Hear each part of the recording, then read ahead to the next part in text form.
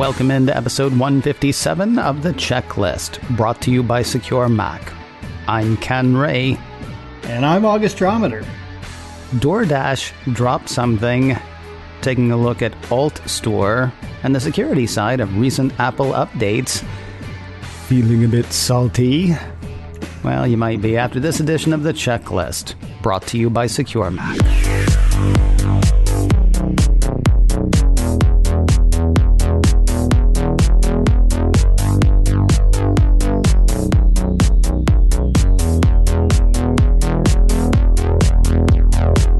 You know what we haven't done in a while, August? What's that? We haven't talked about a good old-fashioned data breach. It's strange when news of a company losing the personal details of nearly 5 million customers, employees, and associates feels refreshing. It speaks to the fact that we talk about the news, not, speaking to the news itself. According to a piece from TechCrunch, DoorDash has confirmed a data breach. The food delivery company said in a blog post last week that 4.9 million customers, delivery workers, and merchants had their information stolen by hackers. The breach happened on the 4th of May, the company said, but added that customers who joined after the 5th of April 2018 are not affected by the breach. So if you're an old school DoorDash user, this one's for you. The company's spokesperson says the issue was with a third-party service provider, though they didn't name the outside company, nor did they indicate what service it provides, or hopefully provided at this point, fingers crossed. As for what was lost, the report says users who joined the platform before the 5th of April 2018 had their name, email, and delivery addresses, order history, phone numbers, and hashed and salted passwords stolen. So let's go over how bad all of that might be. Order history, I don't think we care about. Name, email address, delivery address, and phone number, that's enough to wreak some serious havoc, right? Well, sure. First of all, I want to point out that, DoorDash lost 4.9 million data records. And funnily enough, Facebook added 4.9 million users that week. See? I'm kidding. Hello. I'm kidding. You just can't let one go by without mentioning Facebook, can you? I can't. Anything that can personally identify you as bad, email in this particular case especially is bad, since that can be tied to databases and used as logins. And I wouldn't go so far as to say order histories are relevant. Really? I think hackers could make a pretty good assumption about your relationship status, say, just based on your order history. If you're always ordering a single dinner for delivery, you could easily make the assumption that that person lives alone, which makes them an easier target for mayhem. You see, that's funny. I think, though, the other way, I used to order so much sushi that they would send like 6 sets of chopsticks.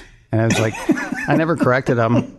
I felt bad how many chopsticks were being wasted. But, that's never assume, I say. But I mean, honestly, I joke, but you make a really good point there that especially for the single orders, that's really interesting. So now all that's, bad enough, you'd think. Let's throw in passwords.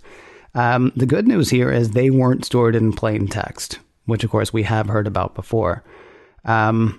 The fact that the passwords were hashed and salted sounds great, except for the part where I can't remember what that means. I know we did an episode of The Checklist years ago, before you joined the show, where we explained that, but it's been a while, and if it's not something you hear every day, you might kind of lose track. The part that sounds good to me is they did something with the passwords that I assume is a good thing. And now, can you please explain what they did, starting with what is hashing? Sure. Hashing is essentially math. That's why I forgot. You take some text, and text can be anything. Even a computer program is at its core text. So you take some text and you run an algorithm on it. That algorithm then turns that text into a hash, which is itself a bit of text. The magic is that the algorithm is one way, meaning there's no way to take the hash and figure out what the original text is. Storing hash passwords adds security because no one knows what your password is, even if they get the database. when you log in, the same algorithm that hashed your password originally is used to hash your password as you type it in, and then they compare the hashes to see if you know what your password is. Okay, so then why is hashing not enough on its own? Well, the biggest problem is that, these hashing algorithms are very, very tough problems. And so everyone uses the same handful of them. So let's say your password is pass, and the hash of your password is BBF4XP. And the hash is stored, but not the password. If the hacker breaches that database, they now have nothing but your hash. So on the surface, it seems pretty safe. But that hacker probably has a dictionary table, which is where they have the most common passwords already hashed with the most common algorithms. All they have to do is match up the hashes, and then they know what your password is and are transferring money out of your bank account. This is one of the reasons why we recommend a unique and secure password, since the dictionary tables use common passwords and not complex ones. Okay, so and let me make sure I understand as well. So there are a handful of hashes that are used. If they look at this and they see BBF4XP, and they can say, oh, well, that's pass. When somebody is using this hashing algorithm, that means they then know the hashing algorithm. Can they go back in then and reverse engineer the rest of the passwords? Or is it just, okay, I know what this password is because that's what this is when they hash this? In theory, no. I will tell you that the NSA has been trying to do that. Mm-hmm. Maybe they can, maybe they can't. But the way the math is set up, you're not supposed to be able to do that. The closest that can happen is what they call collisions, where let's say you have, one bit of text and you hash it, and you have a different bit of text and you hash it, and they end up having the exact same hash. That was possible on some of the earlier hashing algorithms that people used, but the more current and modern ones, that generally doesn't happen. So then if the problem is, okay, so pass is something that you can, or, whatever a password is, the common ones, they have the dictionary thing where you can see it. I understand then that's basically like having a code for all intents and purposes, that the bad guys would have a code and they can say, okay, so that means that, so I know at least what this password is. Now let's go see what else we can get. A way to fight that is adding salt. Now, we're, of course, not talking about table salt. What is happening in this step? A salt is another random bit of text that is added to your password before it's hashed. This makes this sort of hacking nearly impossible because, in general, the hacker won't know the salt. In addition, you can salt in multiple ways. For example, a website might have a salt of its own that is used on every password.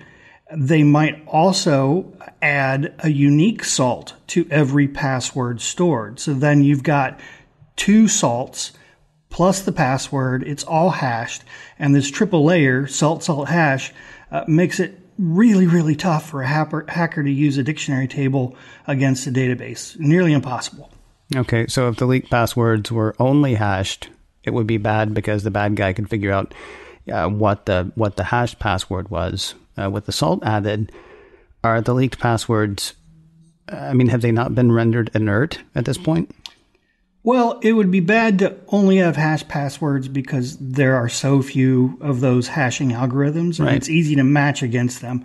Adding salt makes that a lot more difficult, just like with dinner, because every chef, and I had to do that because you said no table salt. Yes. But every chef adds a different amount of salt.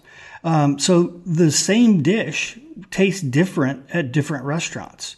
Likewise, if you always have a different amount of salt, passwords are different across websites.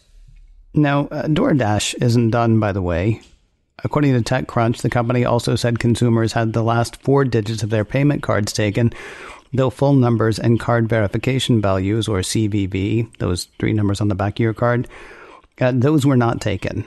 Both delivery workers and merchants had the last 4 digits of their bank account numbers stolen, and around 100,000 delivery workers also had their driver's license information stolen in the breach. Now, there is one more thing that makes this story worth watching from a corporate behavior point of view. Quoting TechCrunch one more time, the news comes almost exactly a year after DoorDash customers complained that their accounts had been hacked. The company at the time denied a data breach and claimed attackers were running credential stuffing attacks in which hackers take lists of stolen usernames and passwords and try them on other sites that use the same passwords. But many of the customers TechCrunch talked to said that their passwords were unique to DoorDash, ruling out such an attack. Assuming that what the customers are saying is true, does that mean that the lost passwords weren't actually hashed and salted? Does it mean that the bad guys figured out, well, from what you just said, they can't have figured it out, unless it's the NSA taking all the DoorDash information. They can't figure out how to de-scramble it. Or is DoorDash dealing, knowingly or not, with a separate case of data loss? Well, if you assume the customers were using a unique password, and I'm going to throw in one more, and you assume that unique password was complex, then yes, it sounds like they were in plain text and not being salted or hashed at all. And that makes that particular breach even more troubling because now they're sort of fibbing about it. If that's what happened. I mean, there may be a second. Right. We don't know. I will say, though, story like this, straight up incompetence, kind of refreshing. Yeah, I'll take incompetence over malice every day.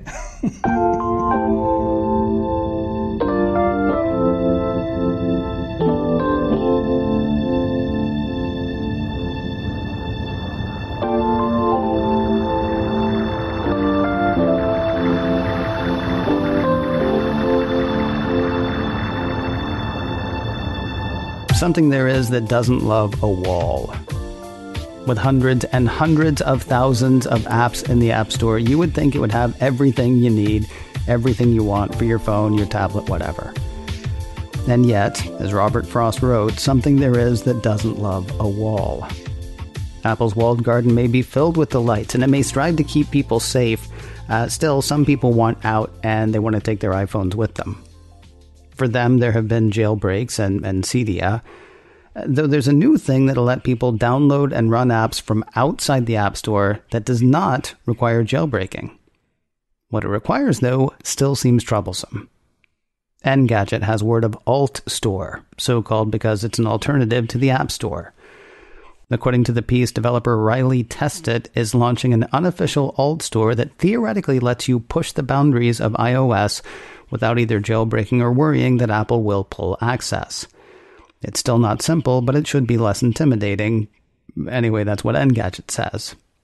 Now, when they say it's not simple, they're not kidding. According to the piece, AltStore works by fooling your device into believing that you're a developer sideloading test apps. It uses an app on your Mac or Windows PC to re-sign apps every 7 days using iTunes Wi-Fi syncing framework to reinstall them on your device before they expire. You only need a free Apple ID, a throwaway will do, to install apps that Apple would never allow. What's wrong with this picture? Oh, man, where do I begin? Look, I love the kind of ingenuity developers use to get around limitations, but there's really a lot to be worried about here. First, Apple's already working to shut this down. So if you buy an app through AltStore, it likely won't work for very long.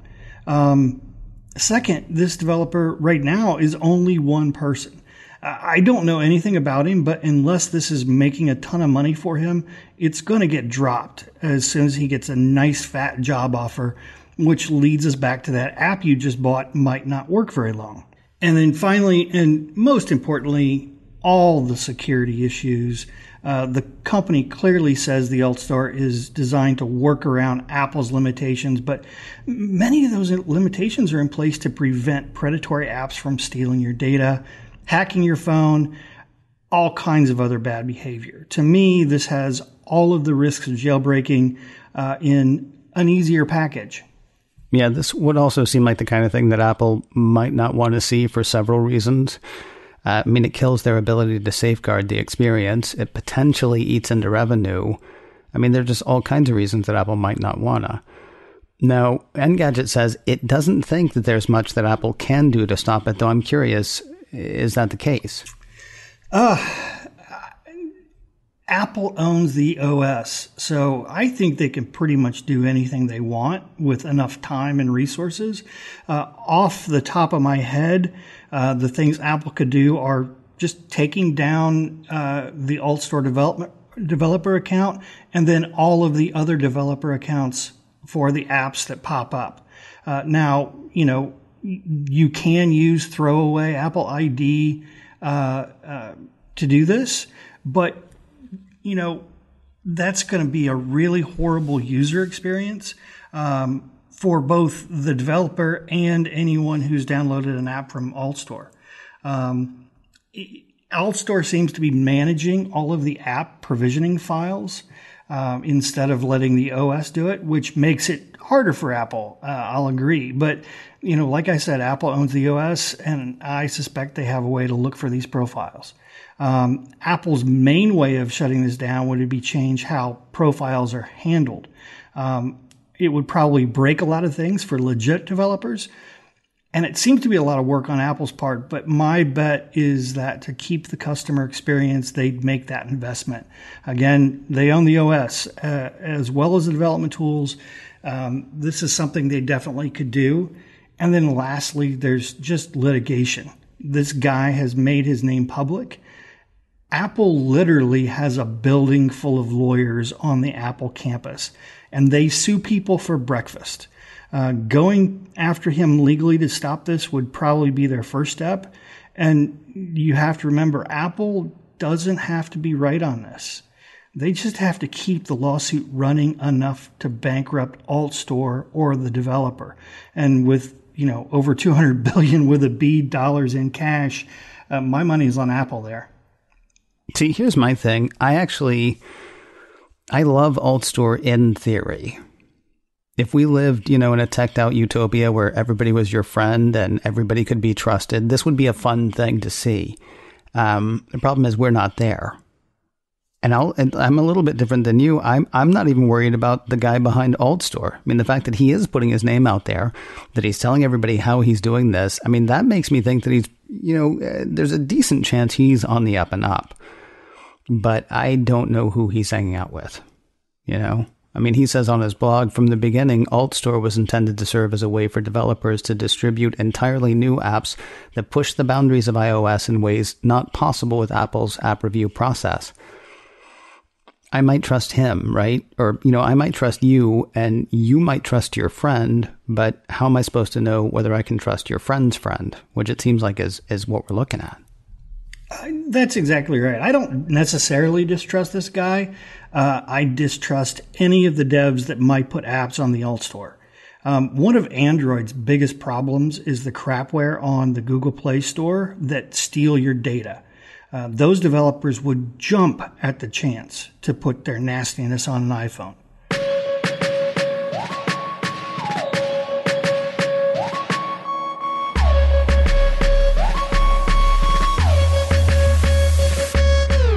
Revisiting some Apple updates in a moment, but first a word about MacScan 3 from Secure Mac.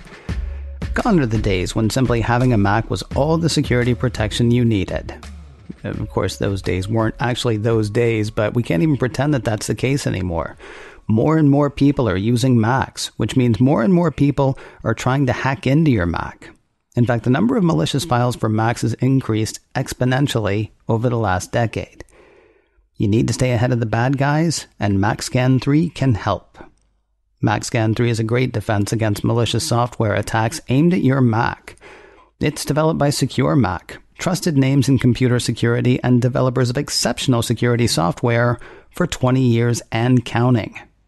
MacScan 3 detects and removes Mac malware, catches keyloggers, removes tracking cookies, and provides full-range or targeted scanning, all without crowding up your hard drive or slowing down your computer. Get the gunk off your machine with MacScan 3 from Secure Mac. Sign up for a free 30-day trial today at securemac.com/MacScan. That's MacScan 3 by Secure Mac. Your 30-day free trial is waiting. at securemac.com/MacScan.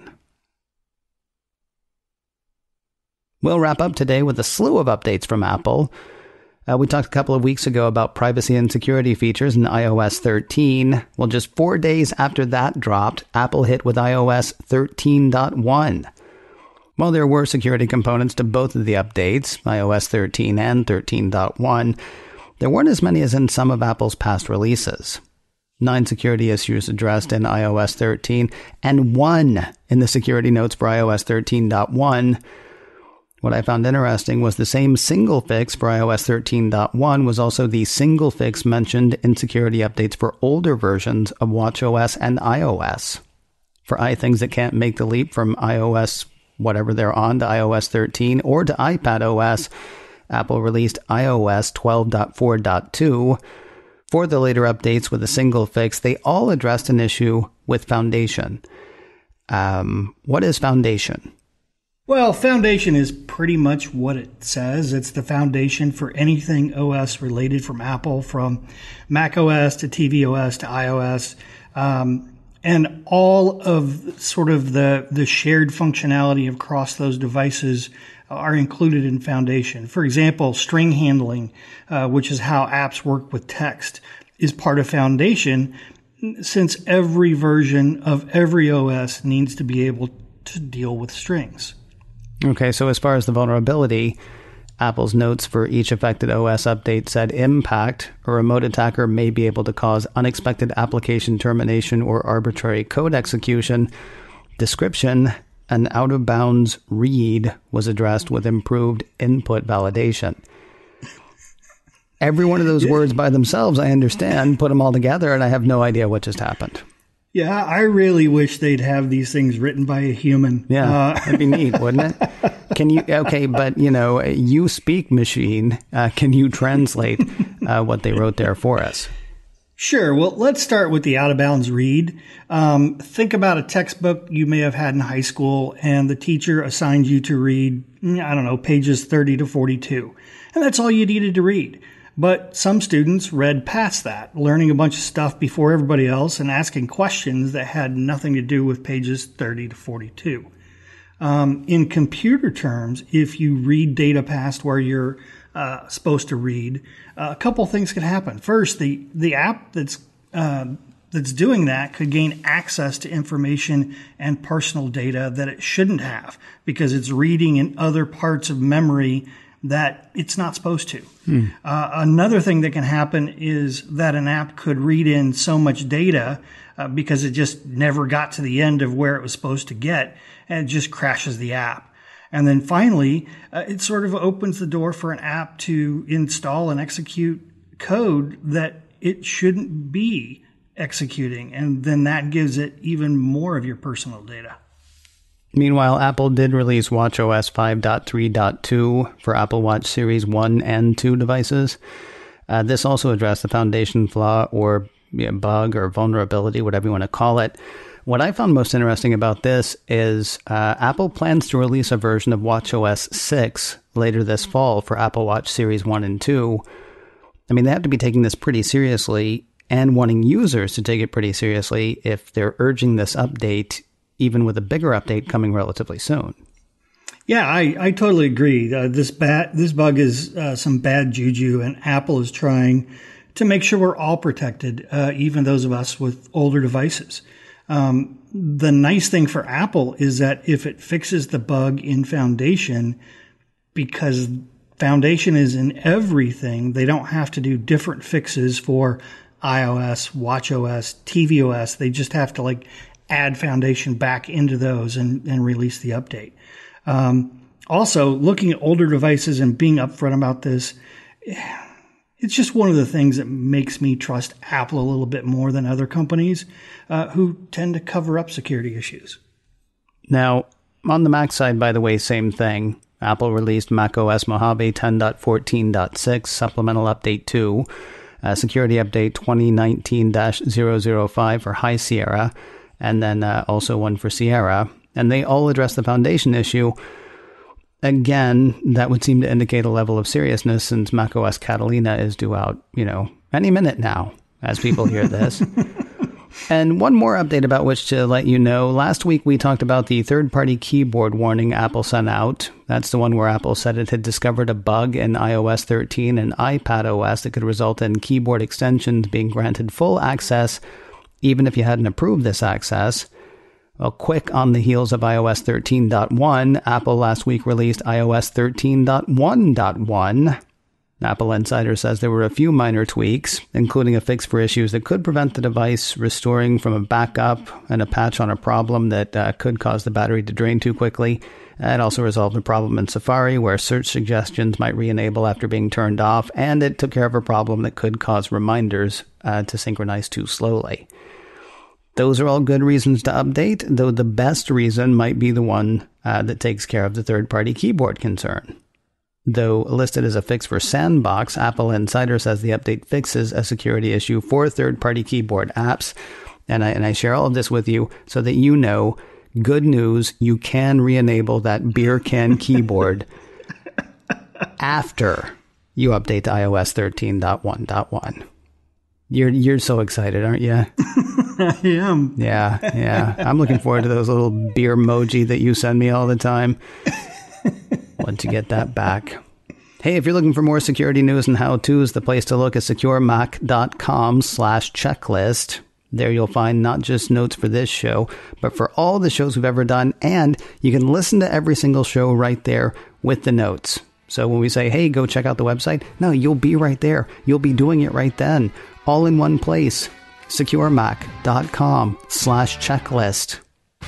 If you have a question you'd like to ask or a topic you would like to hear us hit, our email address is checklist@securemac.com. The address again is checklist@securemac.com. And if you can't remember that, please do remember this. You're listening to The Checklist, brought to you by Secure Mac. And we'll talk to you next week.